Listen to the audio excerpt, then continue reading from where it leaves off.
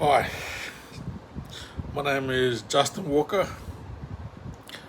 I did over 12 years in prison in the Northern Territory, uh, mainly in the Darwin area. I went to Burma and then we moved out to Holtz, and I was in the CBU, the Complex Behaviour Unit, for a while. I My experience of prison, it was a tough gig. I mean, there was constant gaslighting and questioning by doctors. Yeah, it was a tough journey. But after doing 11 years in the in Darwin prison, um, I had to turn my life around. I had to turn my behaviour around. Um, I met a lot of brother boys in there, all good lads. Um, I wish I was more healthier and more stronger when I was in prison, because I didn't get the chance to do that, to exercise and to get my strength back, because of the medication I was forced to take. These injections, which basically crippled me and made me bedridden. uh, um, after 11 years, I think you want to go home, and you want to do the right thing. I see a lot of boys bragging about jail and boasting, and that they do 2 years or 3 years or 5 years or something, and they boast about it. I think boys that are actually doing a long stretch, they seem to be a bit more quieter. Um, yeah, I mean, jail can break you down. It can be a sad place, or it can make you become stronger, uh, um, physically and mentally. Uh,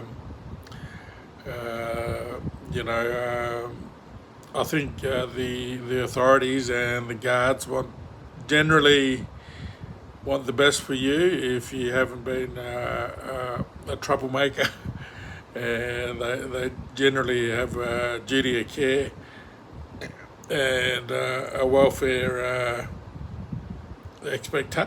expectation. So, I mean, I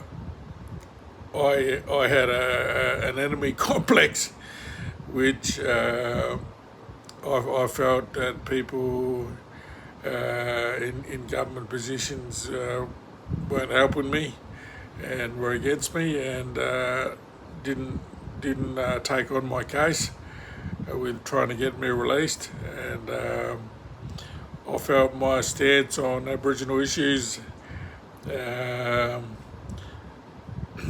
made me a political prisoner, and I was detained longer and harder for my stance on Aboriginal issues. And I'm talking about that today because I was in the prison system, and they said I was mentally unwell every time I spoke about Aboriginal rights and Aboriginal issues, and they very much tried to silence me on that element, on that factor. I I I'm not an outspoken critic of the government, but on Aboriginal issues, but I do raise it in my personal journey with people, in my stance, in my workplace, to improve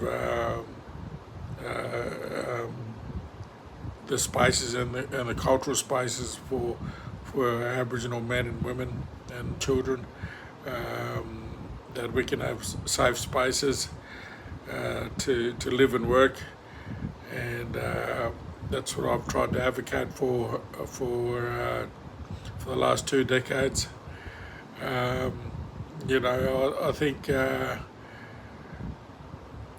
Australia is a good country. Australia is a lucky country. It's a great country, but the approach to mental health is divided a community, and it's hurt a lot of families. And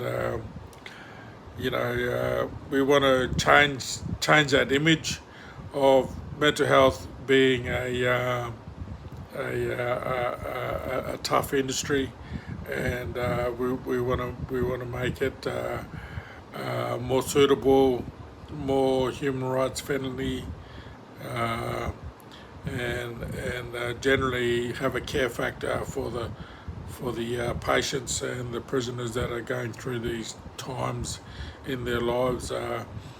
We need to know how to deal with aggression. We need to know how to deal with forced medication, and we need to know how to deal with security issues that are faced in jails and are faced with young men and young women who are being subjected to psychedelic drug injections in the prison system and the community. And I feel many people have suicided because they don't want to go to jail, or they've been subjected to mental health treatment that is in their eyes unfair and unjust, and it drives them to suicide or madness. So I want to advocate for prisoners' rights and the mentally ill, and to make their journey more better, and improve their journey, improve the health outcome for these young men and women who are affected by mental health, and happy days.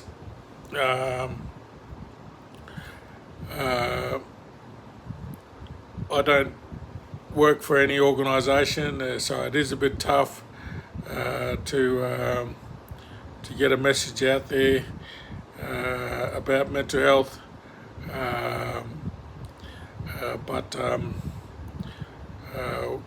will find a way to address mental health across the country, in our prison systems and in our communities, and talk about things that we don't want to talk about. Have some truth telling. Definitely, this approach to mental health needs to change by governments.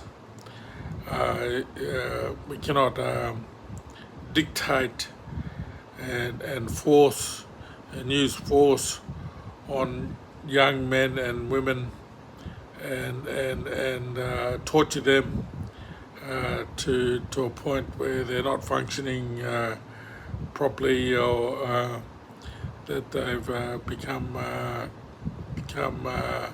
somewhat uncommunicative, and become in a very hostile manner and aggressive. And we're not trying to make enemies. We need to improve this this industry, this part of the health department, and this mental health sector. We need to improve it. It affects